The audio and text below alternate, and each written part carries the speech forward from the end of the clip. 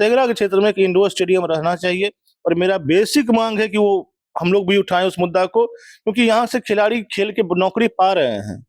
तो क्यों नहीं मतलब बढ़िया इंडोर स्टेडियम हो जाए, एक बढ़िया जगह हो जाएगी, बढ़िया इंटरनेशनल लेवल का स्टेडियम बेगूसराय में बने। अभी मेरी मौजूदगी है बेगूसराय जिले के तेघरा विधानसभा में।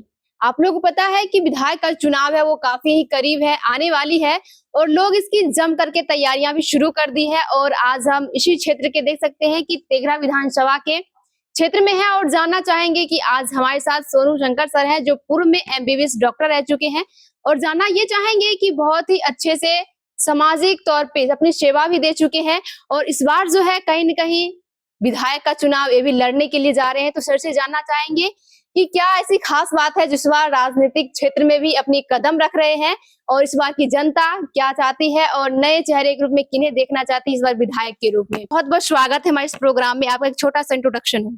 आपका भी और आपके तमाम दर्शकों का भी नए साल में हार्दिक अभिनंदन है।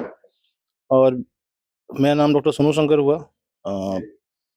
मेरे पिताजी का एक कारोबार था, तो उनके जाने के बाद सारा, चूंकि मैं घर में अकेला था तो मुझे ये देखना पड़ रहा है।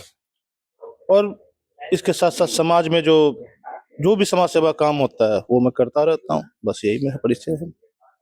और सर, एक एमबीबीएस डॉक्टर होते हुए सामाजिक क्षेत्र में सेवा देते हुए राजनीतिक क्षेत्र में कैसे आना हुआ, कैसे रुचि जगी?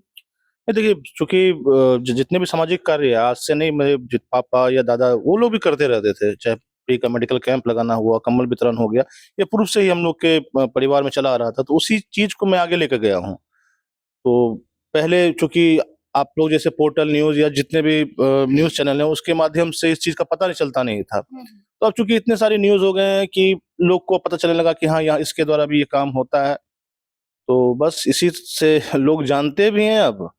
तो आप लोग को इसलिए के धन्यवाद।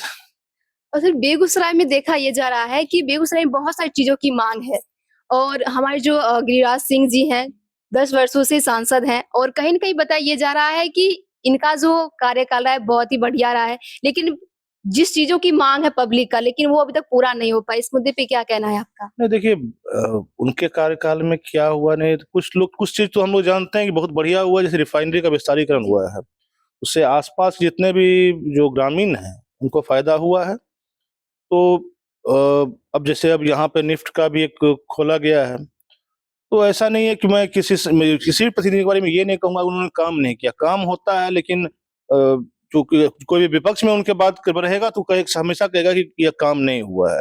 ऐसा नहीं है कि काम नहीं, काम हुआ है। चूंकि हम लोग का डिमांड यही था शुरू में कि भाई सांसद यहाँ का लोकल कोई हो, लेकिन नहीं हुआ। तो गिरिराज जी भी अच्छे हैं और हम काम कर रहे हैं, कोई ये नहीं। देखा ये जा रहा है कि टैक्स के मामले में अगर पटना के बाद बेगूसराय आता है और कहीं न कहीं इसमें भी जो तरक्की होना चाहिए था, जो विकास होना चाहिए था, वहां तक नहीं पहुंच पाई है। देखिए, जहां तक एयरपोर्ट का मुद्दा है तो केंद्र सरकार के पास है, उसका कितना लैंड चाहिए उसके लिए बहुत सारे नियम होता है। जैसे हम लोग अब सिंपल सा सोचिए कि फ्लाईओवर बन रहा था यहाँ से, तो लोगों का डिमांड था कि नहीं, सो जेल गेट के आगे जाना चाहिए था। लेकिन पूरे भारत में कहीं भी एक फ्लाईओवर नहीं है जो आपको जेल के ऊपर से जाए, इसीलिए जेल से पहले ही उसको रखा गया। तो बहुत सी तकनीकी चीजें जो हम लोग जानकारी नहीं है, तो क्यों नहीं खुल पा रहा है। और सर, हम लोग तो उम्मीद करते हैं कि गिरिराज बाबू इस चीज को उठाएं, उस मुद्दा को उठाएं कि हाँ, बेगूसराय में ये चीज होना चाहिए। जैसे दिनकर विश्वविद्यालय की बात है, तो उस का पब्लिकों का जी मांग है, एकदम और सही बात है। अब लोग यहाँ से जाते हैं दरभंगा अपना जितना सर्टिफिकेट भी लेने के, दिक्कत है लोगों को। तो इसके लिए तो हम लोग भी मांग उठा रहे थे, पूर्व से भी छात्र आंदोलन के तौर पे भी इस चीज को हम लोग उठा रहे हैं। थोड़ा ये होता है कि आप कुछ किसी पद पे रहते हैं तो उसका प्रभाव थोड़ा ज्यादा होता है। तो चूंकि हम लोग किसी पद पे नहीं है, और जो भी माननीय यहाँ विधायक होंगे बेगूसराय के, वो भी शायद जब वो कुंदन भैया हो गए या फिर गिरिराज बाबू हो गए, ये सब मुद्दा वो उठा सकते हैं अपना सदन में, तो वो उठाएंगे तो उससे कार्य होगा। दिनकर विश्वविद्यालय सही में सबकी मांग है, क्योंकि हमारे राष्ट्र कवि का ये गृह क्षेत्र रहा है और बहुत चीज साहित्य के लिए उन्होंने बहुत बड़ा योगदान दिया है, तो उनके नाम पे यहाँ होना चाहिए। कोशिश करेंगे हम लोग भी कि वो चीज हो। और सर समाज के लिए आप काफी कदम से कदम मिला करके चल रहे हैं, उनकी दुख में और सुख में भी कदम से कदम मिला करके चल रहे हैं।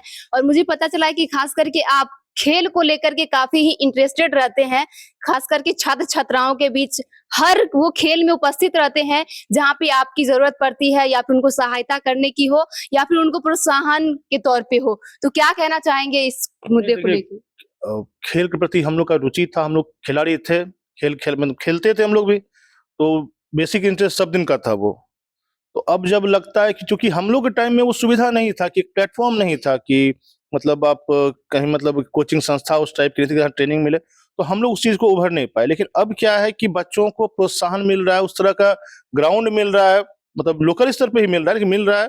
और अब तो जैसे माननीय नीतीश कुमार जी हैं, उन्होंने कहा कि मेडल लाओ और नौकरी पाओ। तो इससे क्या होता है कि एक अब हर आदमी पढ़ने में ही अच्छा नहीं होता, वो खेल में ही अच्छा होता है। तो अगर खेल में अच्छा उसको बढ़ावा दे के क्यों नहीं उसको एक अच्छे जगह, एक अच्छे जगह पे उसको नौकरी मिल जाए। तो हम लोग का तो ये मानना है ना। प्लस अब देखिए जितना भी खेल खेला जा रहा है उसके माध्यम से लोग पैसा भी कमा रहे हैं। तो बेसिक नीड आपको पढ़े उससे भी तो वही करना है हमको, तो मेरा बेसिक नीड अब पूरा हो जाएगा। तो हमको तो खेल भी अच्छा है, अगर खेलते हैं बढ़िया खेलते हैं तो क्यों नहीं ऊपर जाए वो।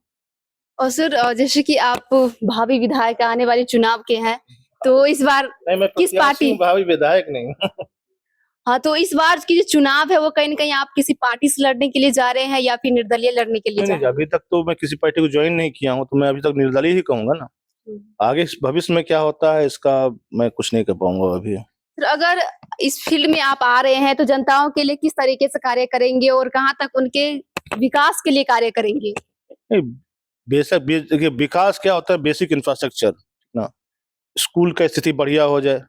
अब विधायक से ही उम्मीद कर सकते हैं, रोड सड़क नाला ये सब सब करता है, ठीक ना। तो अब जो बेसिक है, जैसे जितने भी आपको स्कूल संस्था हैं, स्कूल वगैरह हैं या कॉलेज हैं, उनमें क्या कमी है, क्या बेसिक जो अभी के जमाना से मतलब अभी जो जमाना चल रहा है उसमें वो कहाँ कम पड़ रहे हैं, अवेलेबल है। तो ये बेसिक चीज होता है जो हम कवर करें, ताकि दुनिया में जो रेस होता है उसके में हम भी रहें। तो इस चीज का तो पहला ये रहेगा। दूसरा, खेल के लिए मैं हमेशा कहता हूँ इस क्षेत्र में कम से कम तेघड़ा के क्षेत्र में एक इंडोर स्टेडियम रहना चाहिए। और मेरा बेसिक मांग है कि वो हम लोग भी उठाएं उस मुद्दा को, क्योंकि यहाँ से खिलाड़ी खेल के नौकरी पा रहे हैं। तो क्यों नहीं मतलब बढ़िया इंडोर स्टेडियम हो जाए, एक बढ़िया जगह हो जाएगी, बढ़िया इंटरनेशनल लेवल का स्टेडियम बेगूसराय में बने। बेगूसराय में क्या मतलब होना चाहिए, जगह जहां मिले तो खिलाड़ी उससे प्रोत्साहित होंगे।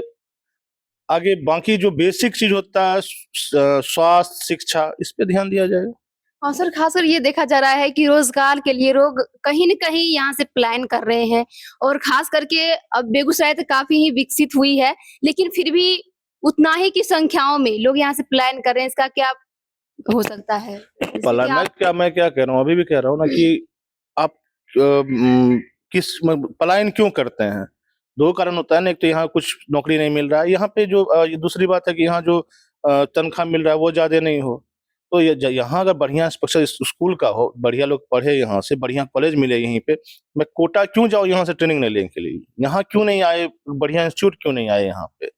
दूसरी चीज है कि खेल के माध्यम से ही अगर लोग विकास की ओर जा रहे हैं, और बढ़िया मान लीजिए कि क्रिकेट ही हो गया, बढ़िया कोचिंग संस्था यहाँ नहीं, बढ़िया पिच नहीं है, बढ़िया ग्राउंड नहीं है, तो इस कारण से भी लोग अब यहाँ से जाके लोग झारखंड में खेलते हैं। तो हम लोग तो बेसिक चीजें मानेंगे, यही सब चीजें शिक्षा और खेल दोनों का जो समागम होता है वो दोनों यहाँ है नहीं। तो इसके प्रति ध्यान देंगे तो पलायन अपने आप कम हो जाएगा।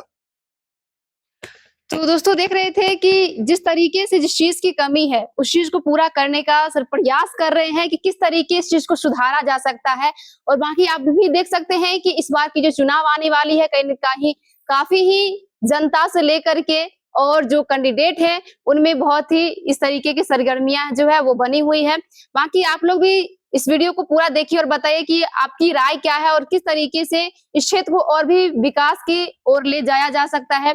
बाकी ये वीडियो आप लोगों को कैसा लगा कमेंट बॉक्स में जरूर बताइएगा, और साथ ही हमारे Facebook page Rimi TV and R Bihar news को फॉलो, लाइक एंड कमेंट जरूर करें। और सर जाते जाते अपने दर्शकों के लिए क्या कहना चाहेंगे, एक लास्ट सवाल। दर्शकों को मैं यही कहूंगा कि नव वर्ष की हार्दिक शुभकामनाएं हैं। दही चूड़ा खाइए, पूस खत्म होगा, फिर नए कार्य में जुटिए, और मतलब दही चूड़ा के भी हार्दिक शुभकामनाएं। चलिए बहुत बहुत धन्यवाद सर।